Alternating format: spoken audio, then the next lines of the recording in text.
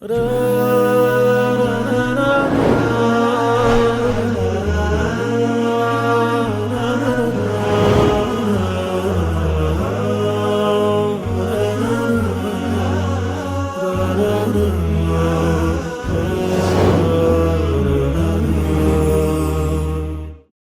ሰው ወደ እስልምና መግባት ቢፈልግ እነማን ዘንድ ነው መቀበል ያለበት ይላል። ነዝር ስንነዘር የተነዘርነው ነገር ሲደርስ በሰዓቱ ላይ ነው የሚሰጠው ወይስ ቆይቶ መስጠት ይቻላል ትላለች ፎዚያ። የወንድሜ ሚስት አጅነቢ ትሆንብኛለች ወይ ይላል። አጅነቢያ የሆነችን ሴት ማየት የማይቻለው ሙሉ አካሏን ነው ወይስ የተለየ ቦታ ብቻ ነው የማይፈቀደው? ብስሚላህ ራህማን ራሂም አልሐምዱሊላህ ወሰለላሁ ወሰለም ዐላ ረሱሊላህ ወዐላ አሊሂ ወሰሕቢሂ ወመንዋላህ። ውድ የተከበራችሁ የሱና ቴሌቪዥን የጠይቁ ፕሮግራም ተከታታዮቻችን ነው። ጠይቁ ፕሮግራማችንን አሁን እንጀምራለን። እስከ ፕሮግራማችን ፍጻሜ ድረስ አብራችሁን ቆዩ። መልካም ቆይታ ይሁንላችሁ ኢንሻአላህ።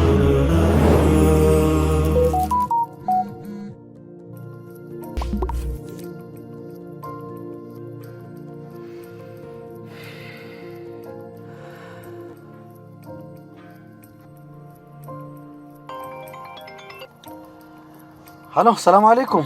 ወአለይኩም ሰላም ወራህመቱላሂ ወበረካቱ። እንዴት ነው ሙዓዝ? ምን ነው ድምጽሽ ሰላም አይመስልም? ምን ሆነሽ ነው? ምን ሰላም አለ ብለህ ነው ባክህ? የራስ ቤት ሳይኖርህ ሰላም አለ እንዴ? ሰላም አትገባ፣ ሰላም አትተኛ፣ ሰላም አትሰራ፣ በየጊዜው ቤት ኪራይ ጨምሪ፣ በየጊዜው መብራት ውሃ፣ እንደዚህ አይነት ነገሮች በጣም አሰልችተውኛል። ምን ይሻለኛል እንዴ? አሁንም ስለ ቤት ችግር አልሰማሽም እንዴ?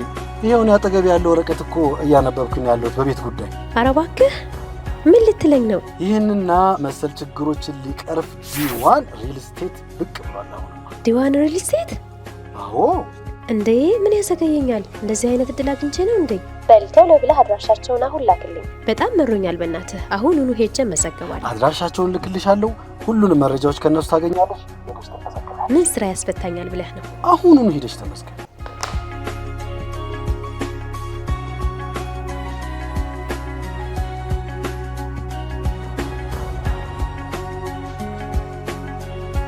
በውቢቷና ብዙዎች ለመኖሪያ ምርጫ በሚያደርጓት የኢንዱስትሪ መንደር በሆነችው ወሎ ኮምቦልቻ ከተማ እንደ ስሟ ውብ የመኖሪያ ቤቶችንና የገበያ አዳራሾችን በላቀና ዘመኑን በዋጀ መልኩ የሚገነባ ልዩና ቅንጡ አፓርታማ ከ185,000 ብር ቅድመ ክፍያ ጀምሮ የደስታ ህይወቶን እየኖሩ የዘመነ የአኗኗር ዘይቤውን ከፍ የሚያደርጉበት ለርሶ አቅርበናል።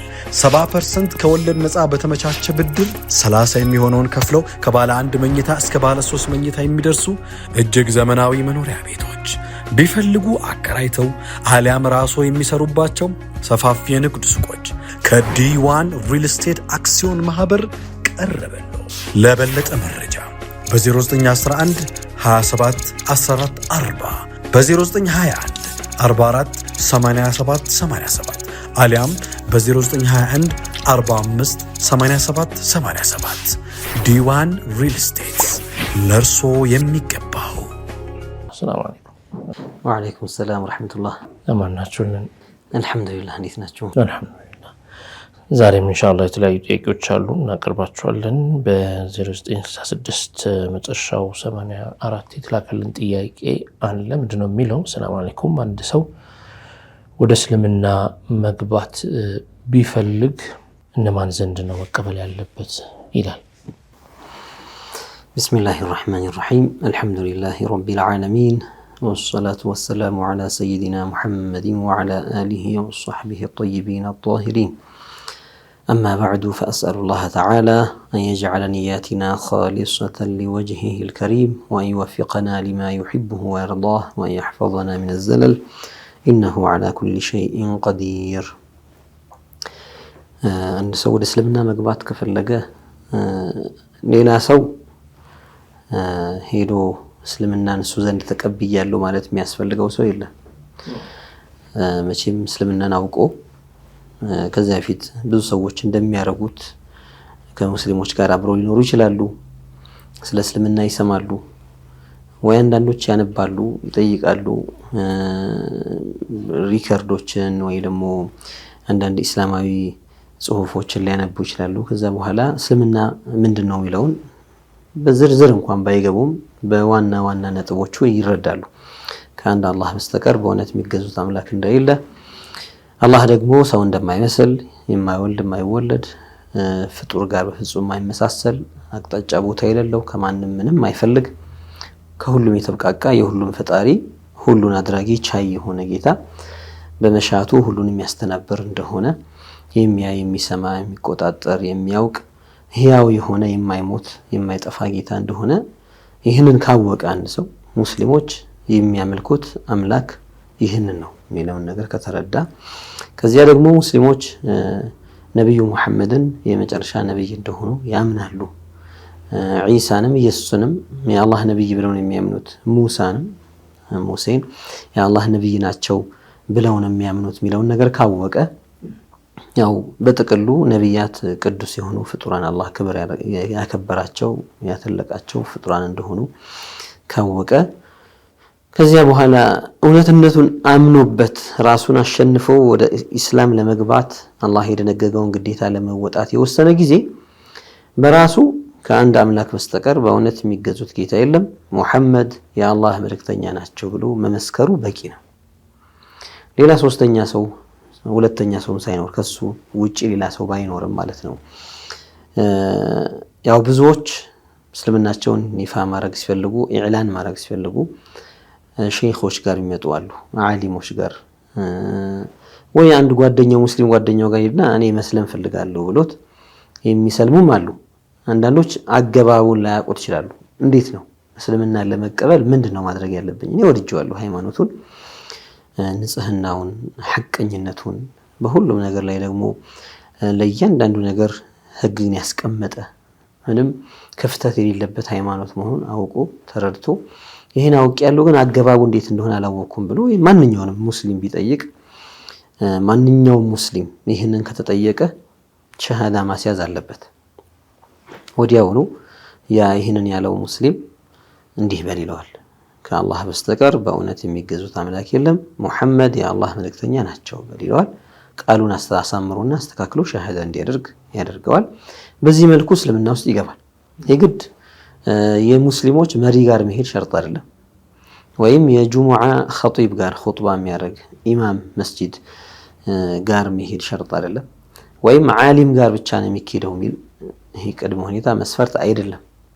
ስለዚህ ፍላጎት ያላቸው ሰዎች ምናልባት እየሰሙን አቃለው ከእስልምና ሃይማኖት ተከታይ ውጪ ሌሎች ሃይማኖት ተከታዮችም ቴሌቪዥኖቻችን ያሉ የኛን ቲቪ አሱናን የሚከታተሉ ማቃቸው የሚነግሩኝ ሰዎች ስላሉ አንዳንድ ነገሮችን ይሰማሉና ከነዚህ ውስጥ እስልምናን መቀበል ፍላጎት የመጣለት ሰው ያው እስልምናን መያዝ የሁሉም ሰው ግዴታ ነው እና መስለም ሲፈልግ ሌላ ሰው ፍለጋ መሄድም የለበትም።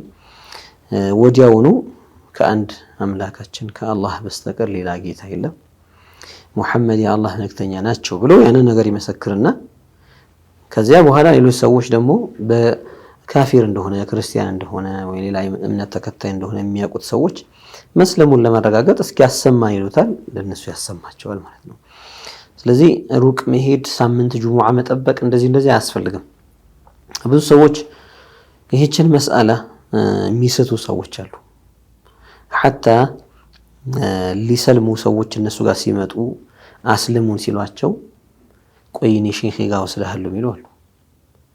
ቆይ ጁሙዓ ጠብቀኝና የጁሙዓ አሰጋጃችን ጋር ወስጄ እዛ ተሰልማለህ ይላሉ። ወልዒያዙ ቢላህ ይሄ እንዲህ ብሎ ያዘገየውን ሰው እምነት የሚያሳጣ ነገር ነው።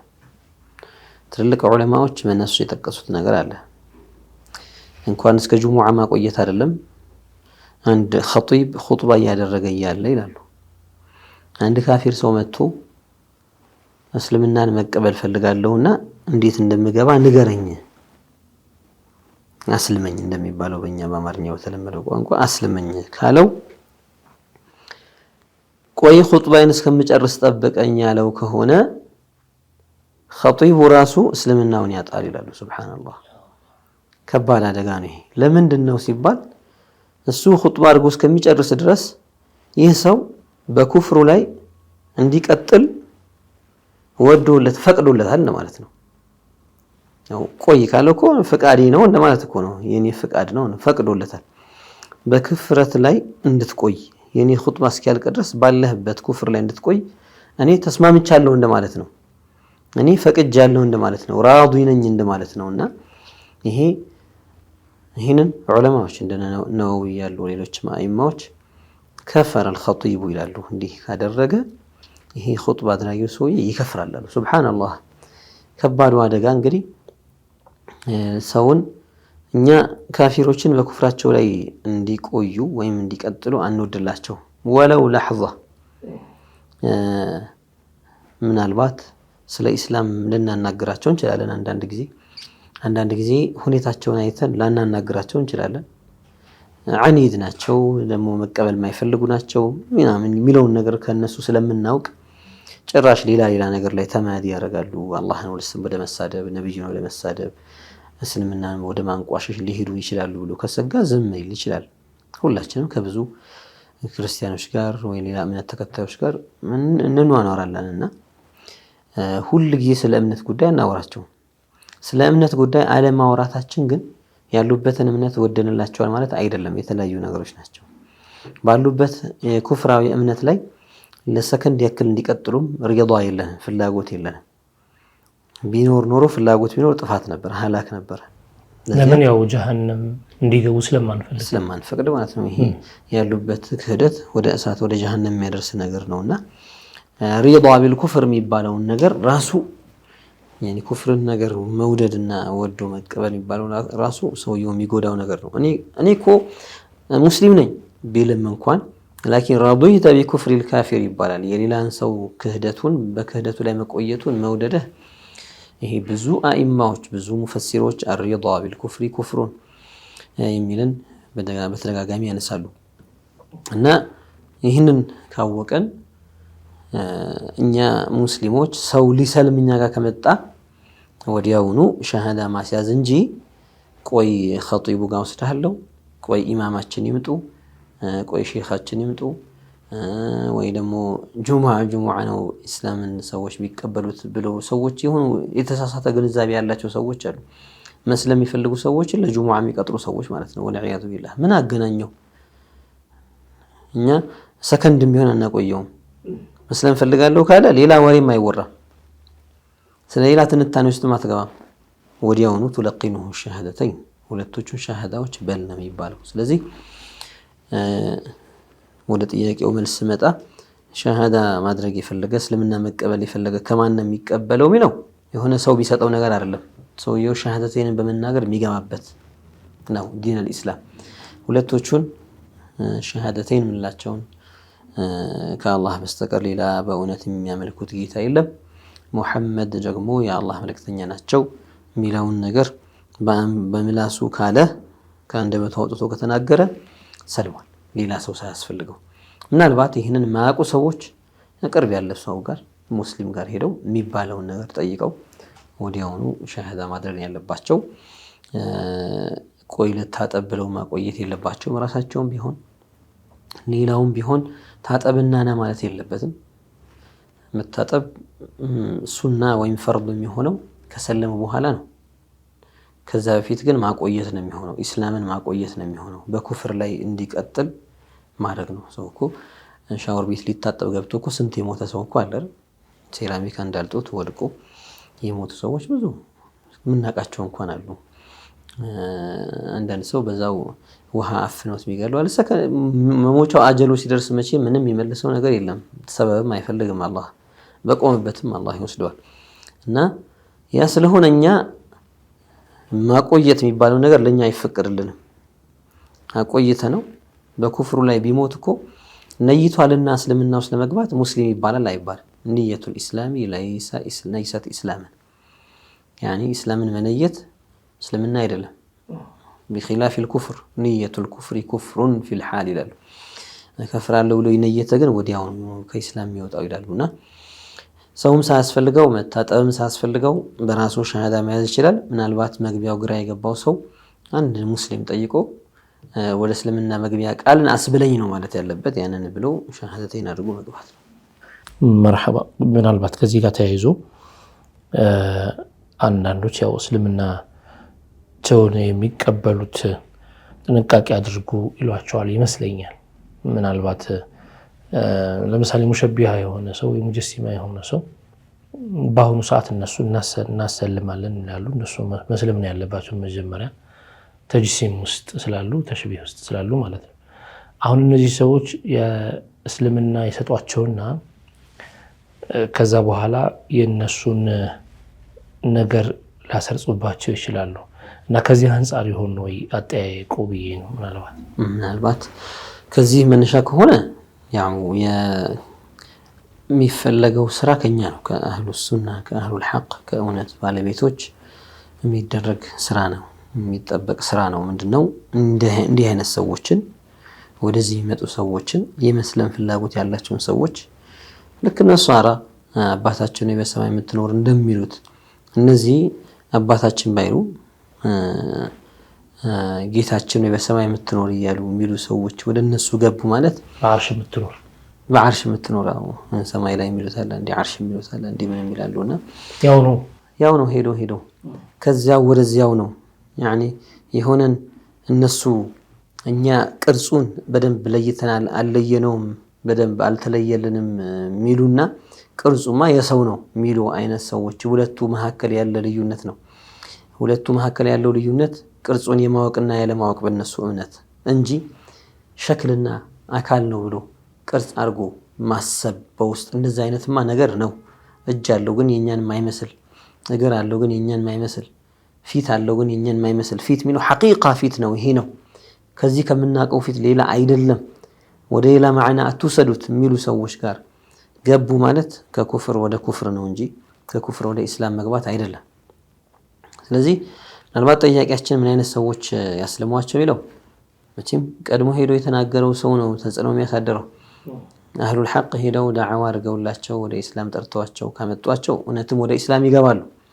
አህሉል ባጢል ከቀደሙን ግን እነዚያ የተጅሲም ሰዎች ግን እዛ ቦታ ላይ ሄደው ከቀደሙ ያው ጺሙን ማሳደግ ጀመረ፣ ኮፍያ መልበስ ጀመረ፣ ጀልቢያ መልበስ ጀመረ፣ ሴት ከነበረች ሒጃብ ማድረግ ጀመረች ይባላል እንጂ ከተሽቢህ ወደ ተሽቢህ ነው የሚሸጋገሩት።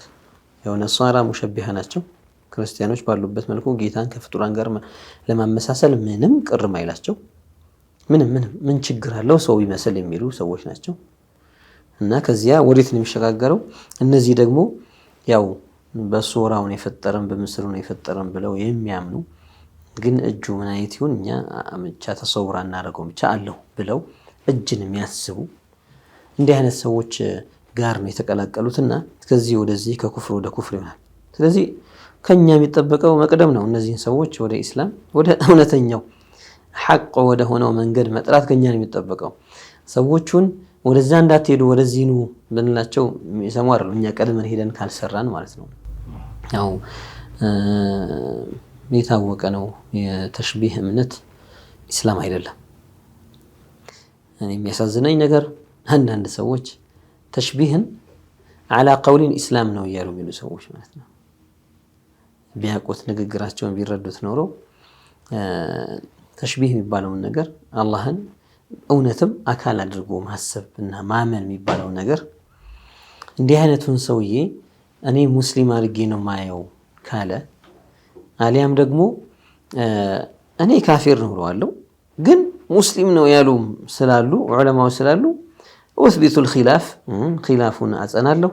ስለዚህ على قول هو مسلم وعلى قول هو كافر እንዴት አይነት አካይል እንደሆነ يعني በእነሱ አባባል ማለት ነው። እንግዲህ አንዳንድ ከፊል ዑለማዎች ካፊር ብለውታል። እኔም ከነሱ ጋር ነኝ። ከፊሎቹ ደግሞ ካፊር አይደለም ብለውታል። በተውሂድ ኺላፍ ማለት በተውሂድ ኺላፍ ካፊር አይደለም ብለውታል ሲል ምን ማለት ነው ማዕናው? ተጅሲምን ሐቂቀተን እያመነ ሙስሊም ለዋለው ማለት ይሄ ተጅሲም على قول الإسلام ነው እንደማለት እኮ ነው። من يقول من المسلمين من العلماء إنه أدنى طالب علم እንኳን ማይለው ነገር على قول تجسيم إسلامي ይሆናል የሚል ማን ይገኛል? አይገኝም እኮ ሰውየውን ሙስሊም እለዋለሁ እኮ ስትል እኮ የያዘውን ነገር ኢስላም ብለህ ነው። من هو المسلم الذي اعتنق دين الإسلام دين الإسلام የያዘ ሰው ሙስሊም ይባላል። ይህንን ሰውዬ ሙስሊም ያስባለው ምኑ ነው? ኢዕቲቃዱ ማለት እምነቱ ነው። ወደ ሙጀሲም ጋር እንምጣ። ሙጀሲምን ሙስሊም ያስባለው በእናንተ አባባል ምኑ ነው ቢባል ምንድነው ነው? ስሙ አሕመድ ሙሐመድ ስለሆነ ነው? ላኢላሃ ኢለላህ ስላለ ለፍዟን ላኢላሃ ኢለላህ የሚለውን ቃል ካፉ ብቻ ስለተናገረው ነው? هل ما يعتقده إسلام ይሄ ሰውዬ የሚያምንበት ነገር እስልምና ነው ወይ? ዋናው ነገር እኮ ኢዕቲቃድ ነው እኮ። እስልምና ላይ እኮ ትልቁ ጥምጣም አይደለም። እስልምና ላይ ትልቁ ስምም አይደለም። አብዱል ሙሐመድ ሚልን ስም ተሸክሞ እኮ ተጅሲም ያስተማረ እኮ አለ እኮ አይደል?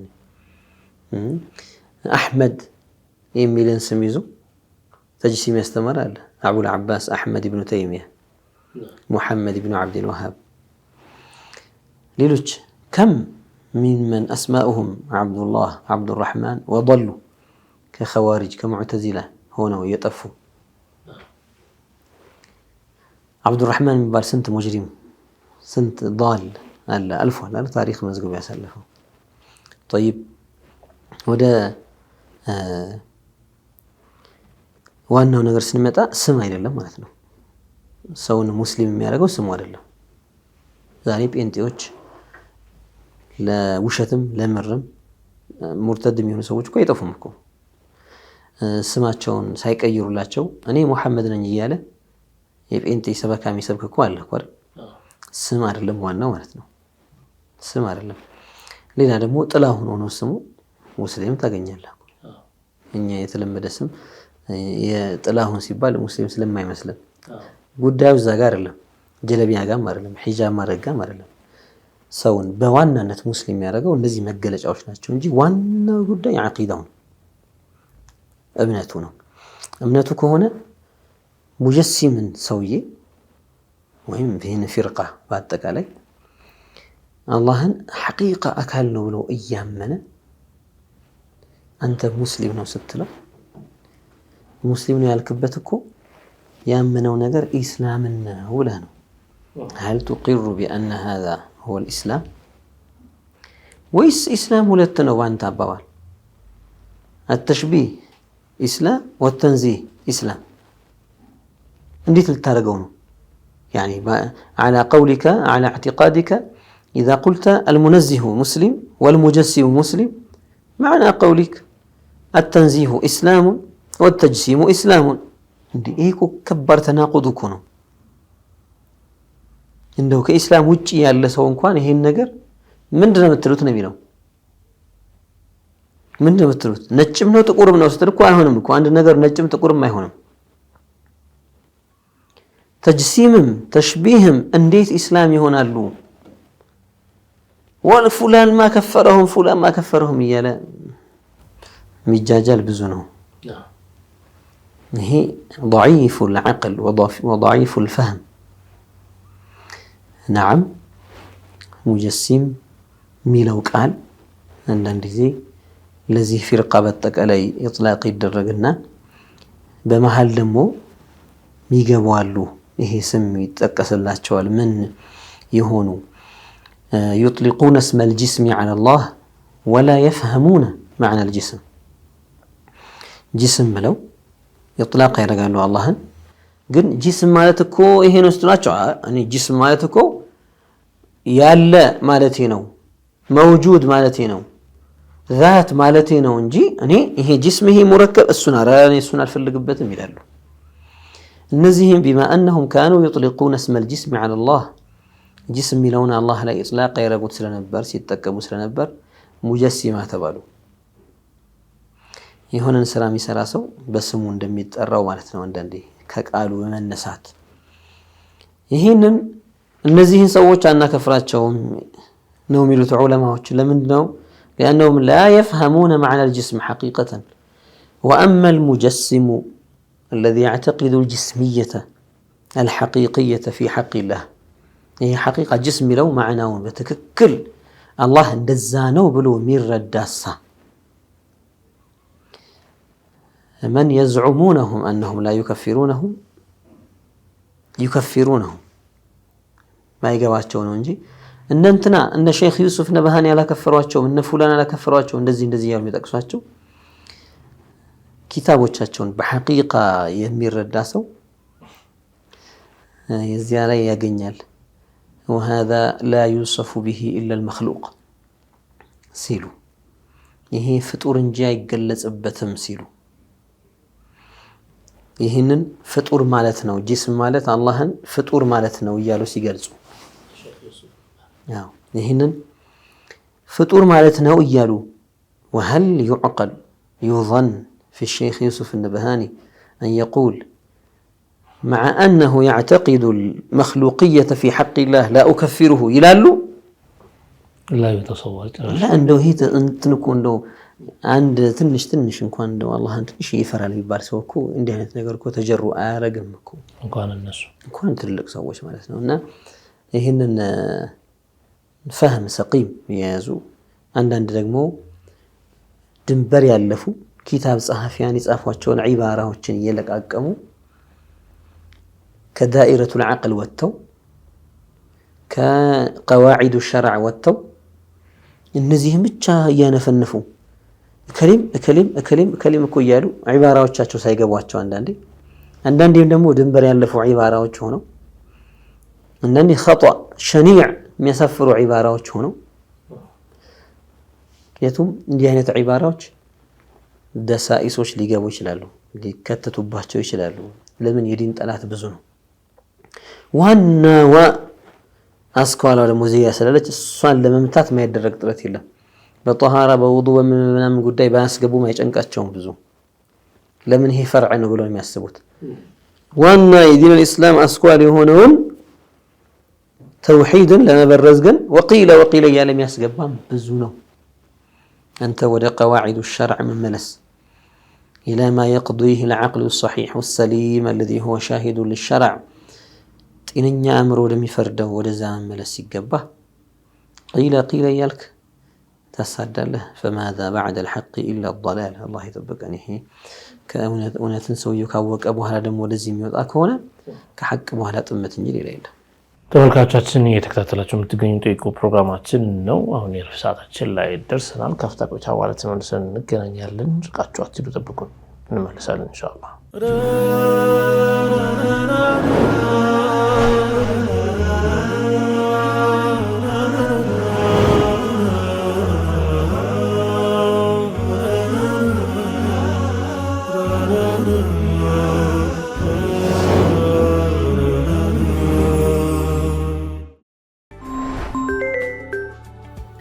السلام عليكم. وعليكم السلام ورحمة الله. እንዴትነህ عندنا كراس አስቦኝ ነበር ምን አጋጠመሽ ከዚህ በፊት ለቤት መስሪያ ያስቀመጥኩትን ገንዘብ ቤተሰብ እንደዋዛ ጥፍቶታል አሁን ያስቀመጥኩትን ገንዘብ እንዴት ቤት ልስራበት ታዲያ እኛ ጋር እኮ በውክልና ቢሆን ማሰራት ይችላል በውክልና ምችላለሁ በላሁን አስመዝግበኝ አሁኑ ነው ማስመዝግብሽ ካፌና ሬስቶራንትን ያቀፉ በቂ የመኪና ማቆሚያ ቦታዎችን ያዘ ከ185,000 ብር ቅድመ ክፍያ ጀምሮ ለእርሶ አቅርበናል በውቢቷና ብዙዎች ለመኖሪያ ምርጫ በሚያደርጓት የኢንዱስትሪ መንደር በሆነችው ወሎ ኮምቦልቻ ከተማ እንደ ስሟ ውብ የመኖሪያ ቤቶችንና የገበያ አዳራሾችን በላቀና ዘመኑን በዋጀ መልኩ የሚገነባ ልዩና ቅንጡ አፓርታማ ከ185,000 ብር ቅድመ ክፍያ ጀምሮ የደስታ ህይወቱን እየኖሩ የዘመነ ያኗኗር ዘይቤውን ከፍ የሚያደርጉበት ለርሶ አቅርበናል 70% ከወለድ ነፃ በተመቻቸ ብድር 30 የሚሆነውን ከፍለው ከባለ 1 መኝታ እስከ ባለ 3 መኝታ የሚደርሱ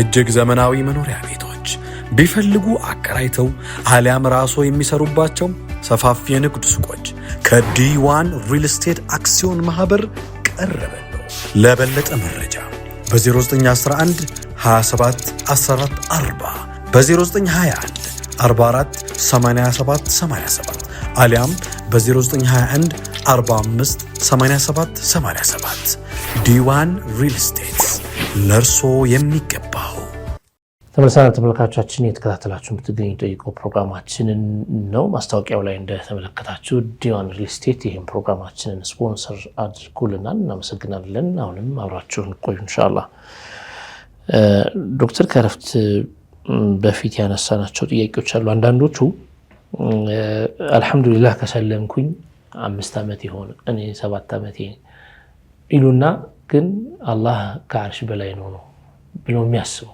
ከሆነ እንደዚህ አይነት ሰዎች ካሉ አብዛኛው የሚያሰልሟቸው እነሱ ስለሆኑ ማለት በማና በሱራ ማርችም እናሰልማቸዋለን ብለው የሚያስቡት እነሱ ስለሆኑ ከሰለምን 7 ዓመት ይሉና ከዛ ግን ያዕተቃዳቸው ገባ ብላችሁ ስታዩት አላህ ከአርሽ በላይ ነው እዛ ላይ ነው የሚሉ ከሆነ አስለንም አልሰለሙም ነው የሚባለው።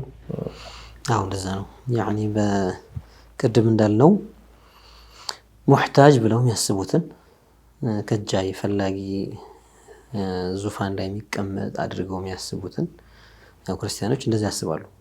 አባታችን ላይ ነው ያለው ዒሳንም ልጁ ነው ወደሱ ተመለሰ እንዲህ ነገር ነው የሚሉትና እሱ ዙፋኑ ላይ የሚሉት ነገር አላቸው። ይሄንን እምነት ሳይለቁ ዙፋን ላይ የሚቀመጥን ነገር እግዚአብሔር ከመባል ስም ቀይረውለት አላህ ብየዋለሁ ብለው ቢሉና ሙሐመድ ነብይ እንደሆነ አመኛለሁ በቃ የዒሳን ልጅ መሆን ብቻ ነው ነፍይ ማረገው እሳቸው የአላህ ልጅ አይደሉ ነብይ ናቸው ብያለሁ ማለት ብቻውን እስላም ውስጥ አያስገባም። ሄዶ ፈቂርን አሁንም ጌታ ማለት ወደሚሄድ ስለሆነ ከጃይን ከመخلوቁ የሚከጀልን ከመخلوቁ ጋር የሚመሳሰልን ነገር አንድ ሰው ተነስቶ አይ ሰውንማ አይመስልም ብርሃን ነው እንጂ ቢልኮ ሙስሊም አይሆንም እኮ ይወለዳል አይደለም ጌታ እንዲህ አይነት ሰውማ በፍጹም ሊሆን አይችልም ከሰውም የላቀ እጅግ ግዙፍ ነው ብሎ ቢያስብ ብርሃናማ ነገር ነው ብርሃናዊ አምላክ ነው ቢል ሄዶ መخلوቅ ነው ያደረገው አላህ ብርሃንንም ጨለማንም እሱን የፈጠረውና ስለዚህ አንሸሹም ዞር ያሉ ነው የሚሆነው ማለት ነው። ከዚህ ወደዚህ ነው 5 ዓመት ሆነኝ 30 ዓመት ሆነኝ ቂሷም ይቀስስ ቢያለቅስ ደም ባያለቅስም የሰለመ መስሎት ከተጅሲም ወደ ተጅሲም የመጣ ሰው አልሰለመም። እንዲሰልም ምን ማድረግ ነው ያለበት? ንጹህን ተውሂድ ነው መያዝ ያለበት። ዑለማው ኢስላም ይደከሙበትን በጣም ትልቅ ተውሂድን ቅድሚያ ቀራ ያያሉ በጣም ትኩረት ሲያደርጉበት የነበረው በዝርዝር ዑለማው العالم ይሄ ዓለሙል ኢስላም ይባላል በየአገሩ ታሊፎች አሉ በየአገሩ በጣም የሚያጅበው አንዳንዶች የዓቂዳን ዝርዝር ጉዳዮች በተወሰነ ጀማዓ የሚገድጉት አሉ እነዚህ ናቸው ዓቂዳን እንትን ያደርጉት ይያሉ በተወሰነ ቡድን በተወሰነ ብሔር የተወሰነ ጀማዓ ላይ አንዳንዶች አህባሾች ናቸው ብለው ሁላ የሚሉ አሉ ይሄ ዓቂዳ የዓለም ሙስሊሞች እምነት ነው በሐቂቃ ሱብሃንአላህ ናይጄሪያ በጣም በአፍሪካ ምናልባትም በዓለም ከኢንዶኔዥያ ቀጥላ በርካታ ሙስሊሞች ያሉባት ሀገር ነች እና ከ100 ሚሊዮን በላይ ሙስሊም ያለባት ሀገር ማለት ነው ናይጄሪያ እና እዚች ሀገር ላይ ሼክ ዑስማን ኢብኑ ፉዳ በእነሱ ሀገር አጠራር ሼክ ዑስማን ፎዲዮ ይሏቸዋል ኢማም ነው ይሏቸው ሙጅተሂድ ነው ይሏቸው እኚህ ቢያንስ 300 ዓመት አካባቢ ይሆናቸዋል የናይጄሪያ ተሐድሶን እንትን ያደረጉ ሰው ተብለው በጣም ዝና አላቸው እስካሁን ያስቀምጧቸው ኡመራዎች እየተተካኩ የአሚራዊ ስርዓት እስካሁን ድረስ አለ እና የዓቂዳ ኪታባቸውን ስናይ እጅግ የሚገርም ተንዚህ ያለበት ነው ዒባራ ሶሪሐ አላሁ መውጁዱን ቢላ መካን የሚሉ ዒባራዎች እዛ ላይ ያሉበት ቦታ ማይፈልግ አቅጣጫ ማይፈልግ ይሄ ተውሂድን የተንዚህን ጉዳይ ግልጽ አድርገው የሚያስቀምጡ ማለት ነውና ይሄ እምነት ዓለም ላይ የትም ቦታ ቢኬድ ስሪላንካ ቢኬድ ይገኛል ህንድ ቢኬድ የህንድ ዑለማዎች የጻፉት በጣም ብዙ ነው በዚህ ጉዳይ ላይ ማሌዚያ ቢኬድ ኢንዶኔዥያ ቢኬድ የአፍሪካ ሀገራት ላይ የመን ቢኬድ ሻም ሀገር ኢራቅ ሀገር ቢኬድ ሌላም የድሮ ቡኻራ ይሄ ትልቅ የኢስላም ዑለማዎች የወጡባቸው ሀገሮች ምስራቅ ኤዥያ ሀገሮች ምንላቸው ቱርክን ጨምሮ ከዚያ ወደዚያ ያሉ እንደ ሩሲያ ውስጥ ያሉ እስላማዊ ግዛቶች ላይ ያሉ ትልቅ በሷሃባ ጊዜ የተከፈቱ ሀገሮች ማለት ነው በጣም እስልምና ታሪካቸው በጣም ጥልቅ የሆነ እዛ ሁላ ትልቅ ዑለማዎች ይህንን ዓቂዳ እየተንከባከቡ ታሊፋቶችን አዘጋጅተው ያስተማሩ አዋቂውን ልጁን ያስተማሩ ሴት ወንዱን ያስተማሩ የነበሩበት ነው እና ይሄ ዓቂዳችን ላይ ተብሎ ሰዎች ዓቂዳቸውን ተተው እውነት እስልምና እያስመሰሉባቸው የሆነን ተሽቢህ እያሰራጩባቸው ወደዚህ አስገብተናቸዋል እያሉ የሚጫወቱባቸው ሰዎች ወላሂ አላዳኗቸውም። ከኩፍር ወደ ኩፍር ነው እያወጧቸው ያሉት፣ ከዚህ ወደዚህ። ለምንድነው? ተሽቢህ ኢስላም አይሆንም ማለት ነው። ኢስላም ማለት ተንዚህ ነው። መልካም፣ ወደ ተከታዩ ጥያቄ ስናልፍ በ0935 የተላከልን ጥያቄ አለ። ሰላም አለይኩም፣ እንዴት ናችሁ? ፎዚያ ነኝ ከደብረ ታቦር፣ በጣም ወዳችኋለሁ ትላለች። አላህ ይወደድሽ ኢንሻአላህ። ነዝር ስንነዘር የተነዘርነው ነገር ሲደርስ በሰዓቱ ላይ ነው የሚሰጠው ወይስ ቆይቶ መስጠት ይቻላል ትላለች ፎዚያ። ነዝር አንዳንድ ጊዜ የጊዜ ገደብ ሊደረግለት ይችላል። ምናልባትም እንዲህ ነገር ከሆነልኝ የረመዳን ላይ እንዲህ ያደርጋለሁ ብሎ ሰው ጊዜ ሊያደርግለት ይችላል። ወይም ደግሞ ለመውሊድ እንደዚህ ያደርጋለሁ ብሎ ወይ ደግሞ ዒድ ቀን ደሃዎችን ሰብስቤ እንደዚህ ያደርግላቸዋለሁ ሊል ይችላል። ያ ነገር ቀድሞ ሊሳካ ይችላል። ያንን ነዝር ያደረገውን ነገር ግን የሚያደርገው ያስቀመጠለት የጊዜ ገደብ ላይ ሊሆን ይችላል። በረመዳን እንደዚህ ያደርጋለሁ مثلا ዘንድሮ ሐጅ ያደርጋለሁ ብሎ እኮ ነዝር ሊያደርግ ይችላል። ልጄን አላህ ካሻረልኝ ዘንድሮ ሐጅ ያደርጋለሁ ይላል። ልጁ የተሻለው ምናልባት ረመዳን ላይ ሊሆን ይችላል። ከዛ በኋላ ዙል ሒጃ ሲመጣ ሰውየው ሐጅ ያደርጋል ማለት ነው። አለዚያ የቀን ገደብ ካላስቀመጠ ሐጃው ልክ ሲሆንለት مثلا እንደው ልጄ ይሻርልኝ እንጂ ሰደቃ አድርጌ ሰዎችን አበላለሁ አለ። ረመዳን አላለም፣ ነገ አላለም፣ ዛሬውን የዚያኑ ቀን አላለም። ስለዚህ ለሱ ክፍት ነው፣ ያ ወጅቦበታል ይባላል። ዛሬ ባይመቸው ነገ ባይመቸው ከነገ ወዲያ እንደተመቸው አድርጎ ማድረግ ግዴታ ይሆንበታል። ቀን ከወሰነ ነው በቀኑ መገደብ ያለበት። 10 ቀን የሻዕባንን 10 ቀን ጾማለሁ ቢል ለምሳሌ ሐጃ ከወጣልኝ የሻዕባንን 10 ቀን ጾማለሁ ያለ ሰው በሻዕባን ወር መሆኑ ግድ ይሆናል ማለት ነው። መርሐባ። በ0962 መጨረሻው 05 የተላከልን ጥያቄ ደግሞ ምንድነው የሚለው? ሰላም አለይኩም፣ እንዴት ናችሁ? የወንድሜ ሚስት አጅነቢ ትሆንብኛለች ወይ ይላል። አዎ የወንድሜ ሚስት አጅነቢያ ነች። የወንድም ሚስት ሊነካት አይችልም። ሰውነት ለሰውነት መነካካት አይችሉም። ከዚያ ባሻገር ኸልዋ ሊሆን አይችሉም። ለብቻቸው እሱና እሷ ብቻ ሶስተኛ ሰው በማያይበት ቦታ መሆን አይችሉም። እንደውም ሐዲስ ላይ አልሐሙ الموت ብለዋል ነብዩ ሰለላሁ ዐለይሂ ወሰለም። ሰዎች ብዙ ጊዜ ያኒ ባሎች ወንድሞቻቸውን ብዙም እንትን አይሉም። ይሄማ ወንድሜ እኮ ነው ብለው ችላ ይላሉና እንዲህ አይነቱን አጥፊ ብለዋል ነብዩ ሰለላሁ ዐለይሂ ወሰለም። አንዳንድ ጊዜ አደገኛ የሆነ ለምንድነው ሰዎች ማይገምቱት? ባዳ ሲሆን የሩቅ ሰው ሲሆን እንደዚህ ሊጠረጠር ይችላል። ባል ይጠረጠራል።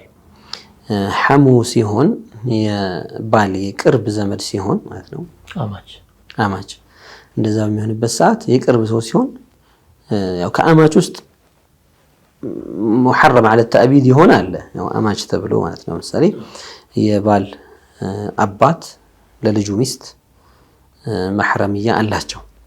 ቢነካኩም ቢስማትም ችግር የለም፣ ኸልዋ ቢሆን ችግር የለም። ለምን لا يجوز أن يتزوج بها على التأبيد መቼም ቢሆን ሊያገባት የማይችላት ሴት ሆናለች። ልክ እንደ ልጁ ሆናለች እቺ ልጅ ማለት ነው ለአባትየው። ይሄ ግን እንደዛ አይደለም። የባል ወንድም ግን እንደዛ አይደለም። ባል ቢሞት ብዙ በተለይ የደቡብ ሀገራት ላይ ወይም ብሔሮች ላይ ደቡብ ላይ ምናልባት ሌላ ቦታ ካለ እርግጠኛ አይደለሁም ውርስ የሚባል ነገር አለ። ያው በሸሪዓ ውርስ ባይባልም ነገር ግን ወረሰ ብለው የሚያወሩት ነገር አላቸው። አንድ ሰው ሲሞት ባልየው ሲሞት ወንድሙ ያገባታል። እንዲህ አይነት ነገር በአገራቸው አጠራር ወረሳት የሚሉት ነገር አላቸው። አስለን ገንዘብ እንጂ የሚወረሰው ሚስት አትወረስም። ያው የሚፈልጉበት ከዛ በኋላ አገባት ነው። ሚስትየው አትገደድም። ይሄ ሸርዕ መታወቅ ስላለበት ሸሪዓ ላይ በቃ አንቺ የወንድሙ ሚስት እኮ ነበር ስለዚህ እሱ ሊያገባሽ ግድ ነው የሚባል ነገር የለም። አትገደድም። ፍቃደኛ ከሆነች ፍላጎቷ ታይቶ ባልየው ካገባት ኸይር ነው የሚሆነው። ከምን አንፃር ነው? ልጆች ካሉ ይሄ ሰው የልጆቹ አጎት ነው የሚሆንላቸው። ባዳ አይሆንም። የወንድሙ ልጆች ናቸው ለእንክብካቤ። ከዛ በኋላ የሚወለዱ ልጆች ከሷ እንደገና የሚወልደው የአባታቸው ልጅ ከመሆን ባሻገር ማለት የእናታቸው ልጅ ከመሆን ማሻገር እንደገና ደግሞ ያጎታቸው ልጅ ነው የሚሆነው ደግሞ በዚህኛው በኩል ደግሞ ወንድምም ያጎት ልጅም እንደመሆን ማለት ነው። እንትን ሸፈቃውም ራህማውም ለልጆቹም እንክብካቤም ጥሩ ነገር ሊኖረው ይችላል። ጥሩ ነገር ሊኖረው ይችላል። ይሄ የተለመደ ነው። ለዚያ ነው ባል እስካለ ድረስ ወንድሙ መሕረም አይደለምና ኸልዋ እንዳይኖር መጠንቀቅ ያስፈልጋል። የነብዩ ሰለላሁ ዐለይሂ ወሰለም ጥንቃቄ ነው ሲጠይቋቸው ሐሙም ጭምር እንደው የባል ወንድም እንደዚህ ቅርብ ይሆኑ እንደሱም ቢሆን ሲሏቸው አልሐሙ አልመውት ነው ያሉት። እሱማ አደጋ መውት ማለት አደጋ እንደማለት እሱማ አደገኛ ነው ማለት ነው። እሱማ ከባድ ነው። ለምን ሰዎች ይዘናጋሉ፣ ችላ ይላሉ። በእንዲህ አይነት መፍሰዳ ሊገባ ይችላል። ወቀድ ሐصل ይሄ ነገር በመዘናጋት ምክንያት ወልዒያዙ ቢላህ ከሚስት ማለት ከባሏ ወንድም ጋር ስታማግጥ ሌላም ሐራም ነገር ተከሰተው ወልዒያዙ ቢላህ መጥፎ ነገር ጋር የተደረሱበት ሁኔታ እስከ ወንድሙን ሲገል የደረሰበት ሁኔታ እንዲህ አይነት ነገሮች ተመዝግበዋል በታሪክም ሩቅ ሳይኬድ ማለት ነው። እና እንዲህ አይነት ነገሮች ስላሉ መጠንቀቁ ግድ ነው የሚሆነው ማለት ነው።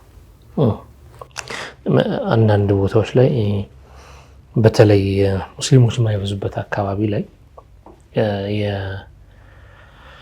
የወንድም ሚስት ቆይታ ወንድም ሲሞት ይሄኛው ወንድም ሲያገባ ልክ እንደ ጸያፍ እንደዚህ አይነት ነገር ይደረጋል የሚሉ አሉ። አንዳንድ ቦታዎች ላይ ደግሞ ሐታ በነሷራዎቹ ለራሱ እንደዚህ አይነት ነገር አለ ይባላል። ማለት እሱ ከሞተ ወንድሟ ያግባት እንደው እምቢ ካለ ወንድሙ እንደው እምቢ ካለ ስም ሁሉ ይሰጠዋል የሚላል። ግን ይሄን አብዛኛዎቹ ነሷራዎች የሚያውቁት አይመስለኝም። አንዳንድ የኛ ሙስሊሞች ደግሞ ይሄን ነገር እንደ ጸያፍ አድርገው የሚያስቡት አሉ። አንዳንድ ቦታዎች ላይ ደግሞ በሴት በኩል ሲሆን ለምሳሌ እህቷ ከሞተች ቤተሰቦቹ የሷ ቤተሰቦች ሌላ እህታቸው ልክ ረሱል ሰለላሁ ዐለይሂ ወሰለም እንዳደረጉት አይነት ማድረግ ላይ ችግር የለውም።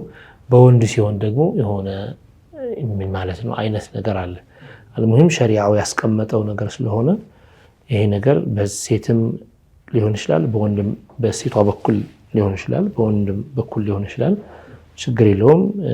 ውግዝ የሚባለው ወይም ደግሞ ነውር የሚባለው ሸሪዓው ነው ያደረገው ነው። صحيح ያው እንደመነሻ القبيح ما قبحه الشرع والحسن ما حسنه الشرع። እኛ ሙስሊሞች ለሸርዕ ታዛዦች ነን፣ ለአላህ ተገዢዎች ነንና መልካም ማለት ቆንጆ ጥሩ ነው የሚባለው ሸሪዓ ጥሩ ነው ቆንጆ ነው ያለው ነገር ነው። ቀቢህ የሚባለው አስነዋሪ የሚባለው ሸሪዓ አስነዋሪ ያደረገው ነገር ነው። ስለዚህ ይህንን ዓዳዎች፣ ልማዶች፣ ባህሎች በተቃራኒ የሚሄዱ ከሆነ እነሱ ማስተካከል ግድ ነው። ማንኛውም ልማድና ባህል ሸሪዓን የሚጻረር ከሆነ ተቀባይነት የለውም፣ ይውርማ። ባህላችንን እንጠብቃለን ያው እንግዲህ ሸሪዓው ባይፈቅደውም አይባልም። ላላላ ቅድሚያ የሚሰጠው ከሁሉም በፊት ቅድሚያ የሚሰጠው ሸርዕ ነው። ከባህሎቻችን ከሸሪዓ ጋር የሚገጥሙትን እንቀጥላቸዋለን። ጥሩ ነገር ናቸው፣ ሊበረታቱ የሚገቡ የሆኑትን እንቀጥላለን። ከባህላቻችን ውስጥ ሸሪዓ ጋር ማይስማሙ ከሆኑ ግን እርግፍ ተደርገው ነው መተው ያለባቸው። ለድርድርም አይቀርቡ። እሺ ሸሪዓው ይህን ይተውልን ይችን ደግሞ እኛን ተውለት አይደለም የሚባለው። ሸርዕ ገዢ ነው፣ ሁሉንም ሊያስተዳድር የመጣ የትኛውንም ብሔር፣ የትኛውንም ባህል፣ የትኛውንም የሀገር ሰው፣ የትኛውንም ቋንቋ ተናጋሪ በየትኛው መልክዓ ምድር ላይ ያለውን ማንኛውንም ለሰው ዘር ለተባለ በጠቅላላ ለሰው አይደለም ጂኑንም ጭምር የሚያስተዳድር ዲን ነው እስልምናና አይ እንንትና ጋር ብቻ ነው የሚሰራው እዚህኛው ላይ አይሰራም እዚህኛው ባህላችን ላይ አናሰራውም አይባልም። አሁን ምናያቸው ያው መነሻ አድርጌ ነው ይሄንን ቅድም የተናገርከው ላይ ተናገርከው ትክክል ነው። ቅድሚያ የሚሰጠው ሸሪዓው ኢህሳን ኢስቲህሳን እስካደረገው ድረስ ወይም እስካላወገዘው ድረስ አናወግዘው፣ መጥፎ እስካላለው መጥፎ አንለው። ነብዩ ሰለላሁ ዐለይሂ ወሰለም ሴት ልጃቸውን ሩቀያን ለሰይዱና ዑስማን ድረውላቸው ሩቀያ የሞተች ጊዜ ደግሞ እንደገና ሁለተኛዋ ልጃቸውን ኡሙ ኩልሱምን እንደገና ድረውላቸዋል። ኡሙ ኩልሱም እንደዚሁ ትንሽ ቆይታ ሞተች። ሱብሃንአላህ ሶስተኛ ልጅ ቢኖረኝ እድርልህ ነበረ አሏቸው። እና ሌላ ሴት ልጆች አልነበሯቸውም። ፋጢማ ሙተዘውጃ ነች። ያኔ ዘይነብ እሷም ሙተዘውጃ ነበረች። ምናልባት ቀድማ ካለሞተች ያው አልሙሂም ሌላ ያላገባች ልጅ አልነበረቻቸውም። ለዚያ ረሱል አለይሂ ሰላቱ ወሰላም ሁለት ልጆቻቸው ሴት ልጆቻቸው ለአንድ ሰው ከዳሩ በሴት በኩልም ሲመጣ አንዲት ሴት አንድ ሰው አግብቷት እሱ ሲሞት ወንድሙ ቢያገባት ፈቅዳ እስከሆነ ድረስ ምንም አይነት ሸሪዓው ክልከላ የለውም። እንዲያውም ቀደም እንዳልነው በልጆች ጉዳይ በተለይ ከመጀመሪያ ባሏ ልጆች ወልዳ ከሆነ ሌላ ሰው ከይመጣ ባዳ ሩቅ ሰው ከይመጣ ለልጆቹ ቀራባ ያለው ዝምድና ያለው ሰው ሲመጣ አጎታቸው ማለት እኮ ነው። የአባታቸው ወንድም እናታቸውን ካገባ አጎታቸው ማለት ነውና አጎት ፊል ጋሊብ ምንድነው የሚሆነው? የአባትን ቦታ ተክቶ ያንን እነሱ ልጆቹን የወንድሙ ልጆች ክፍተት የሚሞላ እነሱ እንደ ልጆቹ አድርጎ የሚንከባከብ ነው የሚሆነውና የሚጠቅም እንደውም ጀዋኒቦች አሉት ማለት ነው፣ ጎኖች አሉትና ሸርዕ እስካልጠላው እስካላወገዘው ድረስ ይሄ ምን አይነት አስቀያሚ ነው አስነዋሪ ነው ብሎ ማወገዝ አይቻልም። ሸርዕ ነው ቅድሚያ የሚሰጠው። ባህልን ወደ ኋላ አድርገን ሸርዕን ነው ወደፊት የምናደርገው። ኢላ ማ ይዋፊቁ ሸርዕ ከባህሎቻችን ከልማዶቻችን ከሸሪዓ ጋር የሚገጥመውን ችግር የለም፣ ሙማረሳውን እንቀጥለዋለን። አንዳንድ ሀገሮች ላይ አንዳንድ እዚሁ ሀገራችን ላይ የምናስተውለው ነገር አለ። የባህል ማሸነፍ ሲባል ያኔ ሰውየውን ጋሊብ ሆኖበት ይታይበታል። ይሄ በጣም አይብ ነው ለሰውየው። ሰዎች እርስ በርሳቸው እንዲህ የምናደርገው ይሄም አይሆንም ይሄ ቢቀር ይሻላል ያሉት ነገር ነው ባህል የሚባለው። ሸርዕ የሚባለው ነገር ደግሞ ሁክሙ ሚነላህ ነው፣ የአላህ ሱብሓነሁ ወተዓላ ፍርድ ነው። የፈጠረህ ጌታ እንድትተዳደርበት የደነገገልህ ህግ ነው። ስለዚህ የትኛውን የምታስቀድመው አንተና ዘመዶች ዘሮች የፈለሰፉትን አካሄድ ነው ወይስ እሱን ትተህ የፈጠረህ ጌታ ያስቀመጠልህን ህግ ነው የምትከተለው? ላሸክ የፈጠረህ ጌታ ያስቀመጠልህን ህግ ባሪያ እስከሆንክ ድረስ መታዘዝ ስላለብህ ያን ነው ማድረግ ያለብህ። ያው በግዴታ አድርጎ አልተባለም፣ መብት ነው። ማድረግ የፈለገ ያደርጋል። የሚያደርጉትን ግን ማነወር እናንተን ማድረግ አያስፈልግም። ሁለተኛው ጥያቄ በዚህ ቁጥር ስር ምንድነው የሚለው አጅነብያ የሆነችን ሴት ማየት የማይቻለው ሙሉ አካሏን ነው ወይስ የተለየ ቦታ ብቻ ነው የማይፈቀደው? የአጅነብያ ሴት ማየቱ ክልክል የሚሆነው በሁለት መልኩ እናየዋለን። ቢሻህዋና ቢላ ሻህዋ፣ በስሜትና ያለ ስሜት። በስሜት ከሆነ የትኛውንም አካሏን ማየት አይቻልም። ሐታ ወለው አለ ተውብም ቢሆን ማለት ነው፣ ከልብስ በላይ ልብስ ለብሳም ቢሆን በስሜታችን የእሷን አካል ማየት አይቻልም። በልብስ የተሸፈነውንም ቢሆን ማለት ነው።